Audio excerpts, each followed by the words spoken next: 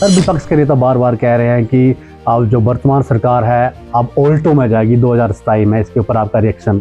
Alto, हम मेरी मूल भावना है कि मैं काम परिवार से निकला हूँ, मैं उसमें बजट रखता हूँ। वो भूल गए कि 2027 में हमारी जब सरकार बनेगी तो वो वोल्वो 52 सीटर वोल्वो में बैठकर आएगी। पर विपक्ष ये भी कह रहा है कि जिस मंडी को आपदा ने गहरे जख्म दिए वहीं पर सरकार जो है जश्न मना रही है, ऐसा क्यों? नहीं, विपक्ष का कहने का सोच अलग है। हमारी सोच है कि हम आपदा प्रभावित परिवारों को 8 लाख देना क्या जश्न का माहौल है? गुजरे घरों को बसाना हमारा दायित्व बनता, बेघर घरों को घर देना हमारी नीतिगत फैसला है, ये हम कह रहे हैं। सर युवाओं का सबसे बड़ा बेरोजगारी खासकर जो हिमाचल प्रदेश में है, उसको लेकर क्या रोड मैप रहने वाला है आगे, और कितनी नौकरियां अभी तक प्रदेश सरकार दे चुकी है? 25 से 30 हज़ार सरकारी क्षेत्र में रोजगार दिए गए हैं, चाहे पैरा फीटर लगाने हैं, चाहे पैरा वर्कर्स लगाने हैं, चाहे TGT non medical batch wise भर्ती कर दिए, मेडिकल भर्ती कर दिए, टीजीटी आर्ट्स भर्ती कर दिए, जेवीटी भर्ती कर दिए, कुछ पुलिस की भर्ती खत्म हो चुकी है, पटवारी की भर्ती है। हिमाचल प्रदेश सरकार अपने कार्यकाल के 3 वर्ष पूरे करने जा रही है। इस दौरान सरकार ने सियासी संकट भी देखा, आपदा भी देखी। हमारे साथ मुख्यमंत्री सुखविंदर सिंह सुक्खू है। सर इन 3 सालों में किस तरह का अनुभव रहा है, और जो साल रहे हैं 3 साल, किस तरह से उपलब्धियां मानते हैं कांग्रेस सरकार की? क्योंकि जिस तरह से आर्थिक संकट की स्थिति है प्रदेश में, आपदा आई, सियासी संकट भी आया। देखिए, 3 साल में 3 चुनौतियों का हमने सामना किया। आर्थिक स्तर पर चुनौती आई, प्राकृतिक आपदा आई और राजनीतिक आपदा आई। 3 आपदाओं का सामना किया, प्राकृतिक आपदा का, आर्थिक आपदा का और राजनीतिक आपदा का। तीनों चुनौतियों को सरकार ने बड़ी सहजता से लिया और निश्चित तौर पर इन चुनौतियों का हमने सामना किया और इन चुनौतियों को हमने पार किया। आज मैं दावे के साथ कह सकता हूँ कि आर्थिक स्थिति में हम सुधार की दिशा में बहुत तेज़ी से आगे बढ़ रहे हैं, और जिसकी कल्पना की थी कि 2027 में आत्मनिर्भर बनेगा, उस दृष्टिकोण से हमारी नीतिगत बदलाव लाकर हम उस दिशा में आगे कदम उठा रहे हैं। जहाँ तक प्राकृतिक आपदा है, ये व्यवस्था परिवर्तन ही है कि जहाँ 40 साल से आवास योजना के तहत 1 लाख या उससे कम की राशि दी जाती थी, फिर प्रधानमंत्री आवास योजना के तहत केंद्र सरकार 1,30,000 रुपया देती थी और 20,000 रुपया राज्य सरकार देती थी। 1,50,000 प्रधानमंत्री आवास योजना के तहत मिलता था। मैंने नियमों में परिवर्तन कर दिया। आपदा प्रभावित परिवार जिनकी घर बह गए, घर उजड़ गए, उन बेघर घरों को बसाने के लिए 8 लाख रुपए का आपदा राहत पैकेज दिया, जो पहली बार इतिहास में हुआ है, और यही व्यवस्था परिवर्तन है। राजनीतिक आपदा का जब हमने सामना किया तो मैं प्रदेश की जनता का धन्यवाद करना चाहता हूँ, देवी देवताओं का धन्यवाद करना चाहता हूँ, भगवान का धन्यवाद करना चाहता हूँ कि लोगों ने हिमाचल प्रदेश में हमें फिर दोबारा 44 सीटें दिलवाई।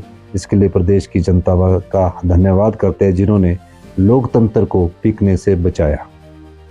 सर नशा खासकर चिट्टा जो है वो काफ़ी फैला है, और आपने इसके खिलाफ बड़ा अभियान भी शुरू किया है। कितना असर देखने को मिल रहा है इस अभियान के बाद? देखिए, चिट्टा के खिलाफ मैंने एक जन जागरण अभियान शुरू किया है। जिस उम्र पर चिट्टे की लत लगाने की कोशिश चिट्टे के स्मगलरों द्वारा की जाती है, तस्करों द्वारा की जाती है, हमने उस युवा पीढ़ी को जागरूक करने के लिए 15 नवंबर से वॉकथॉन यहाँ शिमला में आयोजित की, और 1 दिसंबर को हमने धर्मशाला में वॉकथॉन का आयोजन किया। निश्चित तौर पर एक ऐसी पीढ़ी को जिसको चिट्टे की लत से बचाना है, और चिट्टे की सप्लायर उन लत को, उस युवा पीढ़ी को उस लत में डालने की कोशिश करते हैं। इस वॉकथॉन के द्वारा हमने जन जागरण अभियान की शुरुआत की। पूरे डिस्ट्रिक्ट हेडक्वार्टर्स में मैं इस अभियान में शामिल खुद हो रहा हूँ। दूसरा, जो चिट्टे में सम्मिलित लोग हैं उन्हें पुनर्वास की दिशा में आगे बढ़ना है, और तीसरा, चिट्टे के जो कार्य में लगे हुए उन्हें, मेरा ये मानना है कि उन्हें जेल की सलाखों के पीछे पहुंचाना, उनकी संपत्ति कुर्क करनी है। और चौथा, पुनर्वास के लिए कोटला बड़ोग में हम सोलन में एक बहुत बड़ा एक नशा निवारण केंद्र खोलने जा रहे हैं, जिसके लिए मैंने 10 करोड़ रुपए 20 करोड़ रुपए की स्वीकृति प्रदान कर दी। सर, प्रदेश सरकार की आर्थिक स्थिति उतनी अच्छी है नहीं जो आपको विरासत में मिली है। पेंशनर हैं और जो एम्प्लॉय हैं लगातार मांग कर रहे हैं कि उनके जो लंबित मांगे हैं वो पूरी की जाए। तो सर, ऐसी स्थिति में जब आपके पास इतना लंबित जो है भुगतान देने को है, तो किस तरह से जो है ये स्थितियां पार की जाएंगी? 3 साल पहले जब हमारी सरकार बनी, 3 साल पहले जब हमारी सरकार बनी तो 75,000 करोड़ रुपए कर्जे का बोझ था। 10,000 करोड़ रुपए सिक्स्थ पे कमीशन के एरियर, जो भारतीय जनता पार्टी की सरकार ने सिक्स्थ पे कमीशन तो लागू कर दिया, लेकिन एम्प्लॉयज़ का एरियर और अधिकारियों का एरियर नहीं दिया।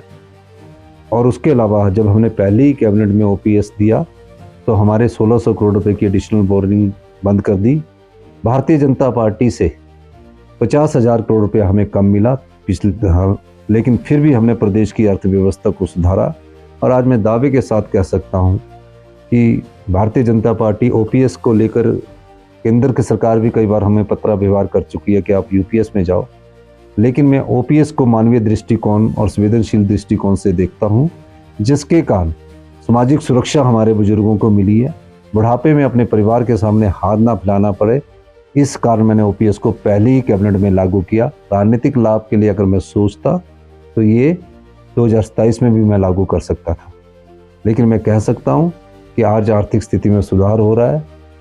कर्जा उठाने के लिए हमें कर्जा देना पड़ा। कर्जा हम क्यों उठा रहे हैं? कर्जे के भुगतान के लिए हमें कर्जा उठाना पड़ रहा है, ये मैं कहना चाहता हूँ। सर, विपक्ष के नेता बार बार कह रहे हैं कि अब जो वर्तमान सरकार है अब ऑल्टो में जाएगी 2027 में। इसके ऊपर आपका रिएक्शन? देखिए, ऑल्टो मेरी मूल भावना है कि मैं काम परिवार से निकला हूँ, मैं उसमें बजट रखता हूँ। वो भूल गए कि 2027 में हमारी जब सरकार बनेगी तो वो वोल्वो 52 सीटर वोल्वो में बैठ कर आएगी। ऐसा ही उन्होंने बयान जब हमारी सरकार के 9 विधायकों ने पार्टी छोड़ दी थी, विधानसभा के अंदर दिया था कि इस सरकार को भगवान नहीं बचा सकता। उस सरकार को भगवान जी ने, देवी देवताओं जी ने और प्रदेश की जनता जी ने हमें बचाया है। पर विपक्ष ये भी कह रहा है कि जिस मंडी को आपदा ने गहरे जख्म दिए वहीं पर सरकार जो है जश्न मना रही है, ऐसा क्यों? नहीं, विपक्ष का कहने का सोच अलग है। हमारी सोच है कि हम जन संकल्प रैली कर रहे हैं। जनता के प्रति जो हमने संकल्प 3 वर्ष पहले ऐतिहासिक रिज मैदान पर लिया था, उसकी परिपूर्ति के लिए हम जा रहे हैं। आपदा प्रभावित परिवारों को 8 लाख देना क्या जश्न का माहौल है?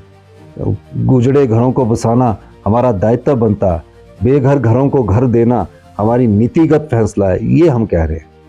सर, युवाओं का सबसे बड़ा बेरोजगारी खासकर जो हिमाचल प्रदेश में है, उसको लेकर क्या रोड मैप रहने वाला है आगे, और कितनी नौकरियां अभी तक प्रदेश सरकार दे चुकी है?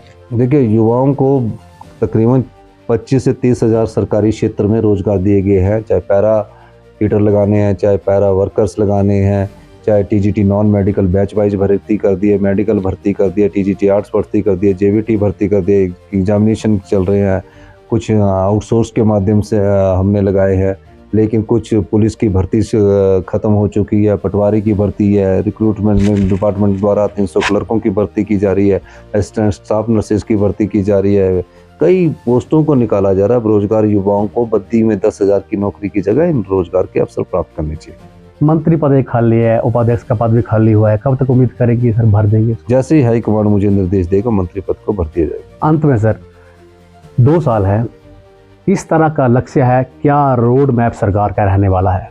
2 साल में हमने जो किन बिंदु तय किए हैं वो बिंदु है शिक्षा के क्षेत्र को, सरकारी शिक्षा के क्षेत्र को सबसे अच्छा बनाना, हेल्थ सेक्टर को एम्स दिल्ली के बराबर की सुविधाएं प्रदान करना, ग्रामीण अर्थव्यवस्था को मजबूत करना, गांव के लोगों के हाथ में पैसा पहुंचाना, टूरिज्म को प्रमोट करना, हाइड्रो को प्रमोट करना, डाटा स्टोरेज को प्रमोट करना, सोशल सिक्योरिटी में जो सामाजिक सुरक्षा है जिसमें बुजुर्गों का आदर करना, अनाथ बच्चों को सहारा देना, विधवाओं के बच्चों की पढ़ाई का खर्च करना, जो बच्चे आम परिवार से निकल के आए हैं उन्हें 1 लाख रुपए 1% ब्याज से 20 लाख रुपए का लोन देना, ये सब योजनाएं हमारी है। इसको हम मजबूती से धरातल पर उतारे हैं, अब इसको स्ट्रेंथन करना है, यही मैं कहना चाहूँगा। बहुत बहुत धन्यवाद। बिल्कुल, तो ये थे मुख्यमंत्री सुखविंदर सिंह सुक्खू। उन्होंने बेबाकी से अपनी बातें रखी हैं। उन्होंने कहा है कि सभी क्षेत्रों को जो है मजबूत करना इनकी 2 सालों में प्राथमिकता रहेंगी। सर आपने हमसे बातचीत की, आपका बहुत बहुत धन्यवाद।